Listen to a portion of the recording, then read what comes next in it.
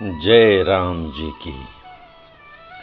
श्री वाल्मीकि रामायण युद्धकांड 97वां सर्ग। सुग्रीव के साथ सहोदर का घोर युद्ध तथा सहोदर का वध। उस महासमर में वे दोनों ओर की सेनाएं परस्पर की मार काट से प्रचंड ग्रीष्म ऋतु में सूखते हुए दो तालाबों की तरह शीघ्र ही क्षीण हो चलीं। अपनी सेना के विनाश और विरूपाक्ष के वध से राक्षस राज रावण का क्रोध दूना बढ़ गया। बानरों की मार से अपनी सेना को क्षीण हुई देख देव के उलट फेर पर दृष्टिपात करके युद्ध स्थल में उसे बड़ी व्यथा हुई। उसने पास ही खड़े हुए महोदर से कहा, महाबाहो, इस समय मेरी विजय की आशा तुम्हारे ऊपर ही अवलंबित है।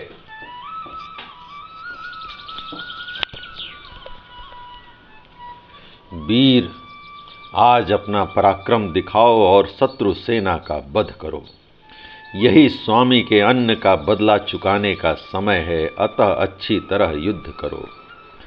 रावण के ऐसा कहने पर राक्षस राज महोदर ने बहुत अच्छा कहकर उसकी आज्ञा सिरोधार्य की और जैसे पतंग आग में कूदता है उसी प्रकार उसने शत्रु सेना में प्रवेश किया। सेना में प्रवेश करके तेजस्वी और महाबली महोदर ने स्वामी की आज्ञा से प्रेरित हो अपने पराक्रम द्वारा बानरों का संहार आरंभ किया। बानर भी बड़े शक्तिशाली थे। वे बड़ी बड़ी शिलाएं लेकर शत्रु की भयंकर सेना में घुस गए और समस्त राक्षसों का संहार करने लगे। महोदर ने अत्यंत कुपित होकर अपने स्वर्ण भूषित बाणों द्वारा उस महायुद्ध में बानरों के हाथ पैर और जांघें काट डालीं। राक्षसों द्वारा अत्यंत पीड़ित हुए वे सब बानर दसों दिशाओं में भागने लगे। कितने ही सुग्रीव की शरण में गए। बानरों की विशाल सेना को समर भूमि से भागती देख सुग्रीव ने पास ही खड़े हुए महोदर पर आक्रमण किया। बानर राज बड़े तेजस्वी थे। उन्होंने पर्वत के समान विशाल एवं भयंकर शिला उठाकर महोदर के वध के लिए उस पर चला दिया। उस दुर्जय शिला को सहसा अपने ऊपर आती देख महोदर के मन में कोई घबराहट नहीं हुई। उसने बाणों द्वारा उसके टुकड़े टुकड़े कर डाले। उस राक्षस के बाण समूहों से कटकर सहस्त्रों टुकड़ों में विभक्त हुई वह शिला उस समय आकुल हुए गृध्र समुदाय की भांति पृथ्वी पर गिर पड़ी। उस शिला को विदीर्ण हुई देख सुग्रीव का क्रोध बहुत बढ़ गया।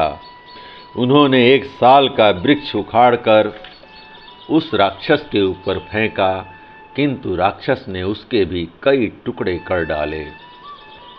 साथ ही शत्रु सेना का दमन करने वाले उस शूरवीर ने उन्हें अपने बाणों से घायल कर दिया।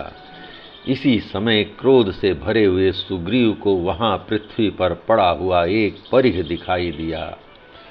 उस तेजस्वी परिघ को घुमाकर सुग्रीव ने महोदर को अपनी फुर्ती दिखाते हुए उस भयानक वेगशाली परिघ के द्वारा उस राक्षस के उत्तम घोड़ों को मार डाला। घोड़ों के मारे जाने पर वीर राक्षस महोदर अपने विशाल रथ से कूद पड़ा और अत्यंत रोष से भरकर उसने गदा उठा ली। एक के हाथ में गदा थी तो दूसरे के हाथ में परिघ। ये दोनों वीर युद्ध स्थल में दो साढ़ों और बिजली सहित दो मेघों के समान गर्जना करते हुए एक दूसरे से भिड़ गए। तदंतर कुपित हुए राक्षस महोदर ने सुग्रीव पर सूर्य तुल्य तेज से दमकती हुई एक गदा चलाई। उस महाभयंकर गदा को अपनी ओर आती देख महासमर में महाबली बानरराज सुग्रीव के नेत्र रोष से लाल हो गए और उन्होंने परिघ उठाकर उसके द्वारा राक्षस की गदा पर आघात किया। वह गदा गिर पड़ी, किंतु उसके वेग से टकराकर सुग्रीव का परिघ भी टूटकर पृथ्वी पर जा गिरा। तब तेजस्वी सुग्रीव ने भूमि पर से एक लोहे का भयंकर मूसल उठाया जिसमें सब ओर से सोना जड़ा हुआ था। उसे उठाकर उन्होंने राक्षस पर दे मारा। साथ ही उस राक्षस ने भी उनके ऊपर गदा फेंकी। गदा और मूसल दोनों आपस में टकराकर टूट गए और जमीन पर जा गिरे। वे दोनों वीर तेज और बल से संपन्न थे और जलती हुई अग्नियों के समान उद्दीप्त हो रहे थे। अपने अपने आयुधों के टूट जाने पर वे घूंसों से एक दूसरे को मारने लगे। उस समय बारंबार गरजते हुए वे दोनों योद्धा परस्पर मुक्कों से प्रहार करने लगे। फिर थप्पड़ों से एक दूसरे को मारकर दोनों ही पृथ्वी पर गिर पड़े। फिर तत्काल ही दोनों उछले और शीघ्र ही एक दूसरे पर चोट करने लगे। वे दोनों वीर हार नहीं मानते थे, दोनों ही दोनों पर भुजाओं का प्रहार करते थे। शत्रुओं को तपाने वाले वे दोनों वीर बाहु युद्ध करते करते थक गए। तब महान वेगशाली राक्षस महोदर ने थोड़ी ही दूर पर पड़ी हुई ढाल सहित तलवार उठा ली। उसी तरह अत्यंत वेगशाली कपिश्रेष्ठ सुग्रीव ने भी वहां गिरे हुए विशाल खड्ग को ढाल सहित उठा लिया। महोदर और सुग्रीव दोनों युद्ध के मैदान में शस्त्र चलाने की कला में चतुर थे तथा दोनों के शरीर रोष से प्रभावित थे।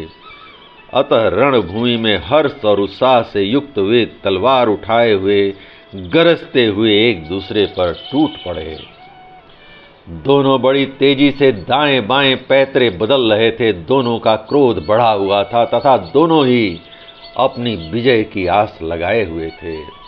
अपने बल पर घमंड करने वाले महान वेगशाली तथा शौर्य संपन्न दुर्बुद्धि महोदर ने अपनी वह तलवार सुग्रीव के विशाल कवच पर दे मारी।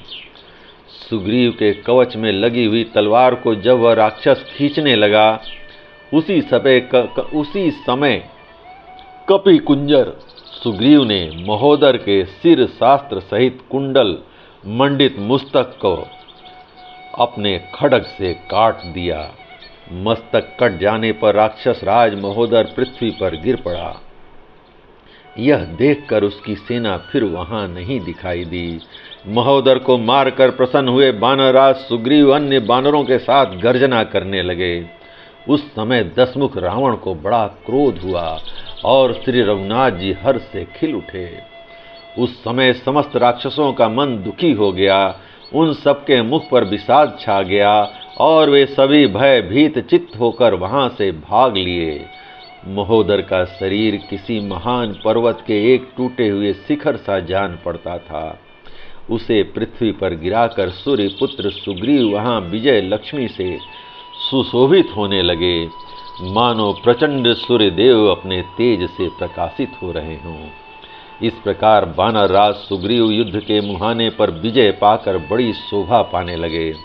उस समय देवता, सिद्ध और यक्षों के समुदाय तथा भूतल निवासी प्राणियों के समूह भी बड़े हर्ष के साथ उनकी ओर देखने लगे। जय राम जी की। इस प्रकार वाल्मीकि निर्मित आर्ष रामायण आदि काव्य के युद्ध कांड का 97वां सर्ग प्रभु श्री राम की कृपा से पूर्ण हुआ। जय राम जी की।